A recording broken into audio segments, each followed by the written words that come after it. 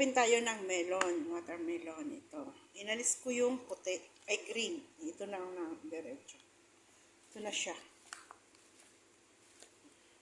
Igigisa natin siya ngayon. Lulutuin natin. Ito siya. Bababa din muna natin siya mga 20 minutes sa asin para pipigaan po natin yan. Ito ang ating bawang, sibuyas, kamatis, sili. Lalagyan pa natin siya ngayon ng, ano ba yun? Yung luya. Ito po ang sahog nating manok. Yan. Babarin muna natin to para po mapigaan. Kasi po, manamis-tamis yan. Pwede naman yan, hindi napigaan. Pero pigaan natin para maalis yung ibang katas na.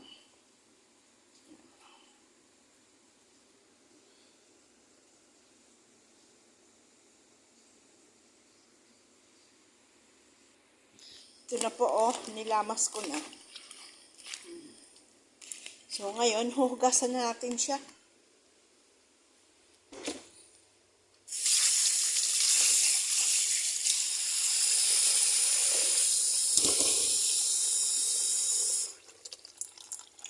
Hugasan natin. Mahirap yung nagbablog ako tapos hawak ko. Yung isang kamay nagbablog, yung isang kamay nagtatrabaho. Wait lang po. Let's go. Mag-ano na tayo? Mag-isa. Ibatang na natin ito. Mahirap kasi. Mahirap, diba? Mahirap. So, ayan. Sibuyas. Yan po ang version ko mag-ano ng sibuyas. Mag-isa. Ayan natin yung luya. Ano natin yung bangus, aromatics.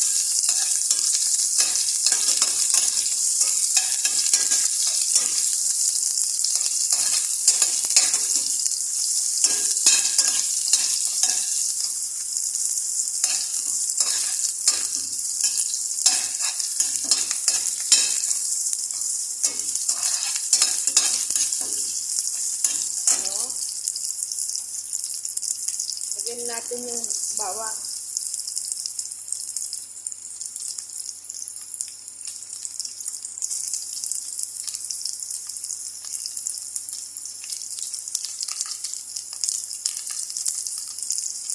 Nahirapan ako humawak ng bawang eh. Hindi ko masigmit. Ang sigmit mahuli.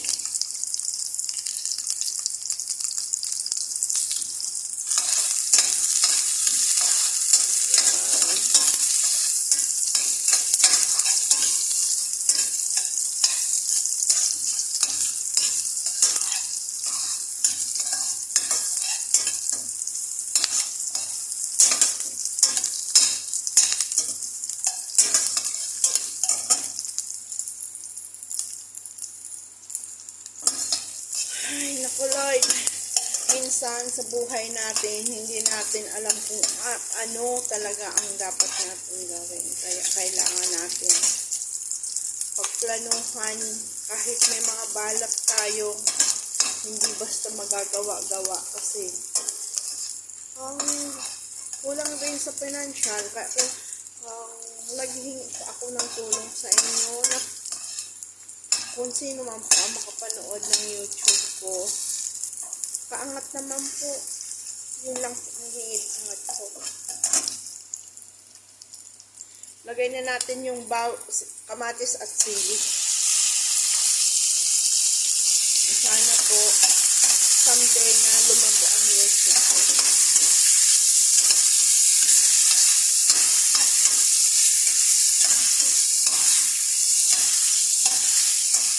Ayan, ilalagay na natin yung manok.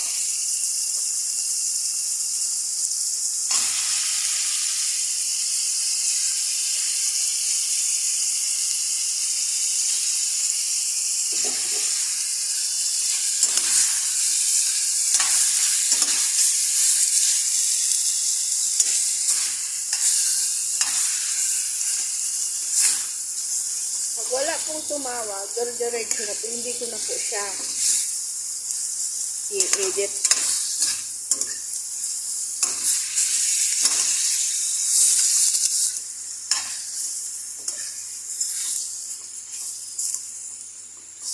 Ayan. Maglalagay tayo ng mga pampalasa dyan.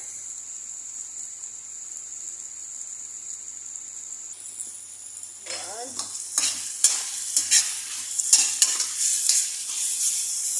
Lagyan muna natin ang paminta kasi para hindi malasa kasi yung manok. Ito yung asin, yung bitsin.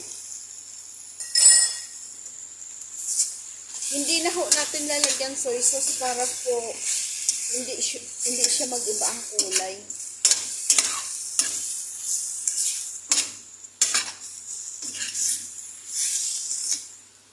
Pero pwede naman natin lagyan kung gusto. Try natin, lagyan natin. Paluto-lutuin muna po natin yung manok kasi po para ho malutong maayos, di ba? Paluto-lutuin muna natin. At saka pisain natin yung sili. Huwag natin pisain lahat kasi po maano ho to maanghang.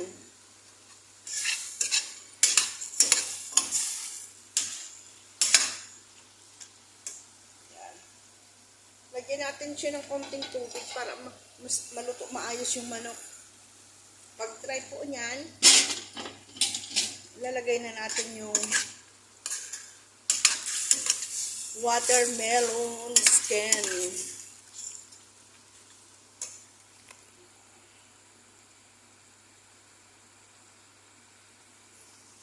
Masarap po ito kung hindi pa po nyo ito na-try. I-try po nyo magluto. Kinakain po yan. Natutunan ko po to yung mga nag-aano po kami sa mga group.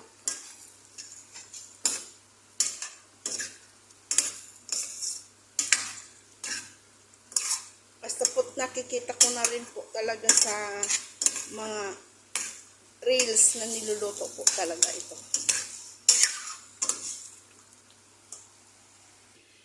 Ayan na siya, oh, 'di ba? Ang lasa po niyan para lang siyang upo at sayote. Ano pa ba 'yon? Papaya, parang ganun lang po ang lasa niya. Masarap po siya, pwede nga rin po siya ilagay sa sa tinula. Pwede po siya ilagay sa tinula.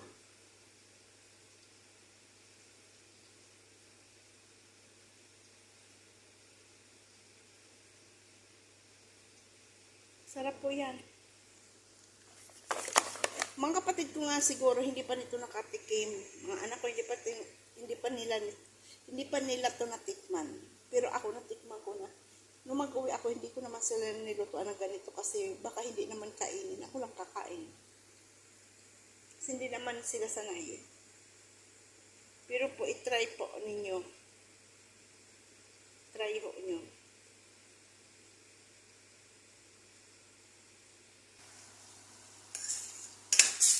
Basta pasarapin lang nyo ang pagkaluto, kakainin niya ng mga anak nyo.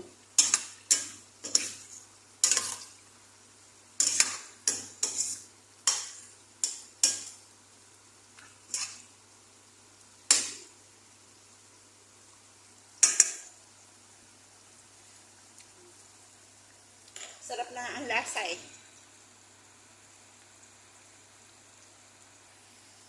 Ayan, ilalagay na rin po natin yung watermelon.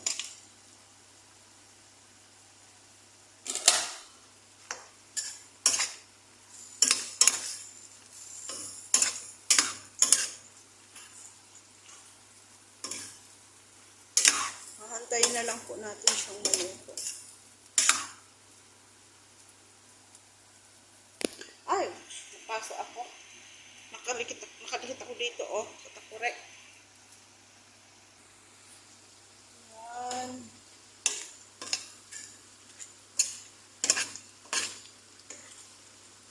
Huwag na natin lagyan soy sauce. Kasi iitin siya Mas maganda ang kulay niyang ganyan. Di ba?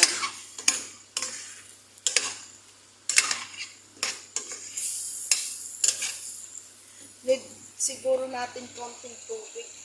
Lagyan na natin ng konting hot water.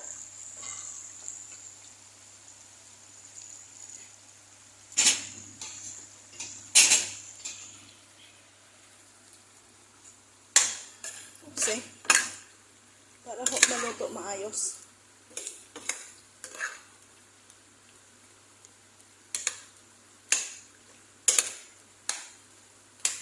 Masahin natin, timplahin natin kung ano lang.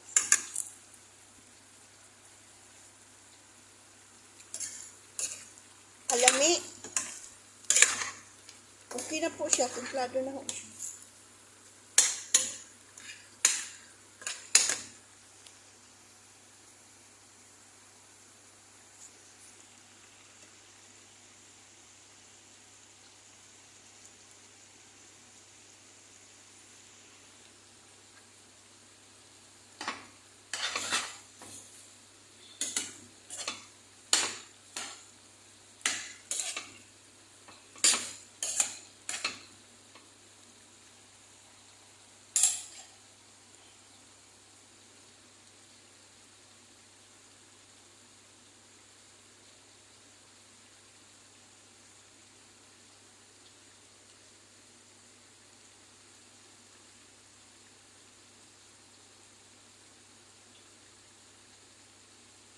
Dami natin niluluto. Oh.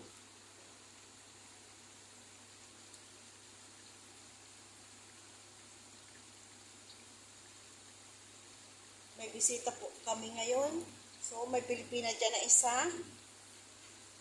Nagluto tayong gulay kasi gusto niya pag, ate may gulay ka. Nagluto akong gulay.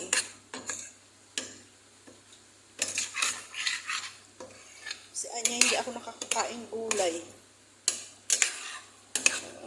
Amo niya hindi naman sila nagluluto sa kanila. Hindi siya nakakapagluto. Kaya, nga po ako'y pinapadalahan ko yan ng pagkain. Kasi yung kasama niya doon, hindi naman nagluluto basta. Nagluluto minsan daw sa kanya lang. Pag dumating siya, wala mang kanin. Nagkakain siya lang.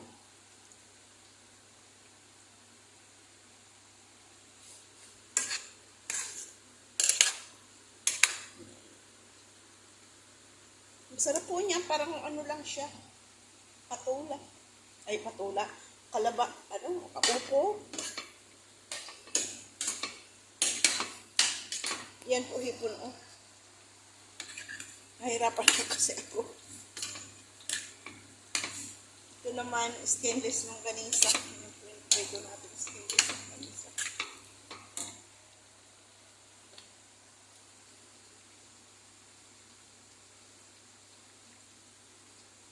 Tikman natin kung okay na siya. Luto na siya. Pero totally po, luto na siya, oh.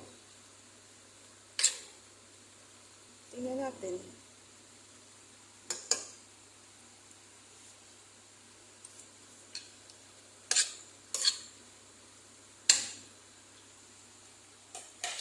Luto na po. Ayan.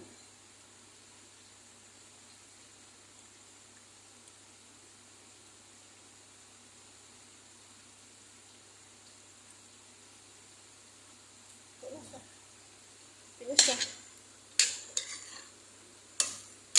Hindi ba may gulay na tayo? Kaya huwag nyo itapon ang balat ng melon. Pwede yan maluto, maiulam.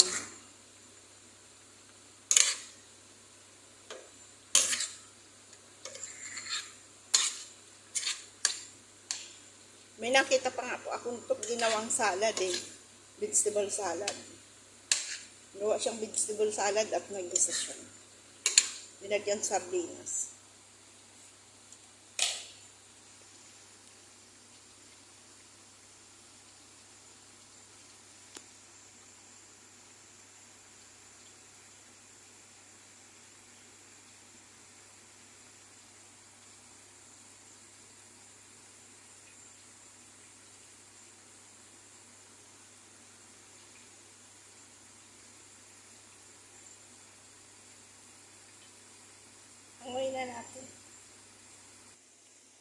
Ayan na po ang ating niluto is already done. Natin, ayun.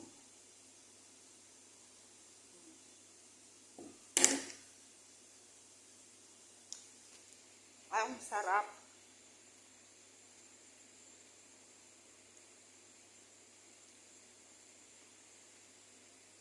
Maraming salamat po sa walang sawang suporta ninyo sa akin.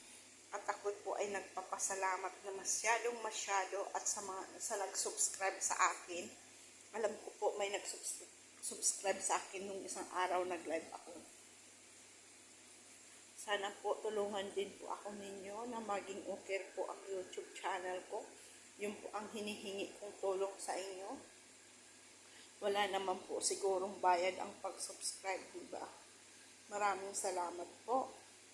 At support po nyo ko para po sa aking pamilya. Nangangailangan po talaga ako ng tulong.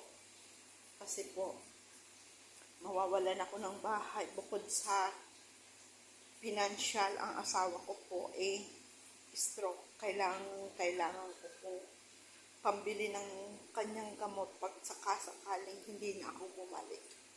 Nahihirapan na po ako dito kasi sa trabaho ko.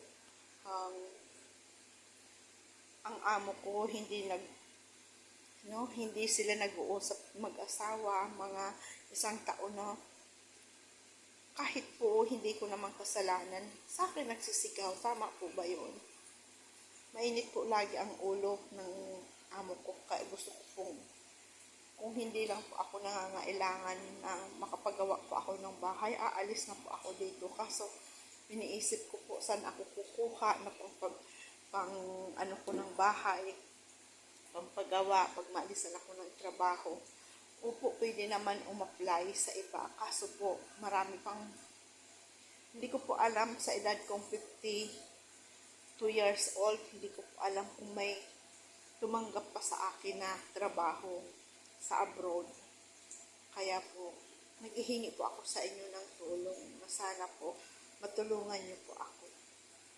Kung sino man po ang may bukal na puso na tumulong sa akin, sana po ay totoo na. Kasi po nung isa sa kakahingi ng tulong, mai-scammer pa ako kasi nagtawag sa akin sa WhatsApp, tutulungan niya daw akong 100,000. Sabi ko, true ba ito o nananaginip lang ako? Yun po ay napagtanto ko po na scammer kasi po ako pa yung hihingian ng 1,000 bago daw po magpadala ng pera para raw po ma-register.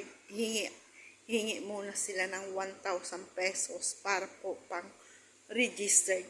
Ang alam ko po hindi naman ganun di ba? Pag nagtulong po tayo, hindi naman po tayo naghihingi ng kapalit na magre-register. Kasi po ako dati,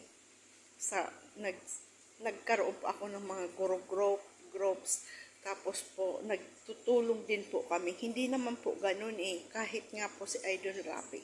Hindi naman po ganun ang pagtulong niya Nagbibigay po talaga. Kaya sana po, ang si Rapi tol po kung sakali po magawi itong videos ko, sana po matulungan niyo po ako. Hindi naman po ako naghihingi na kung ano man, kung gaano, yung kusang loob lang po na ipagtulong po ninyo sa akin. Kasi po ang asawa ko stroke at mawaway din ninyong bahay ko. Hindi naman po ako mababayaran doon kasi po hindi naman sa amin yung lupa. Sa biyanan ko po yun, patay na, yumaon na yung biyanan kong dalawa, nakapangalan sa bunso. Kaya po, hindi ko po alam na hindi siguro talaga doon mababayaran. Maliit lang po yung bahay ko pero concrete na rin po. Parang 10 by 10 lang po yun na bahay ko po na yun, kaya maliit lang po. Kaya po naghihingi po ako ng tulong para sa inyo.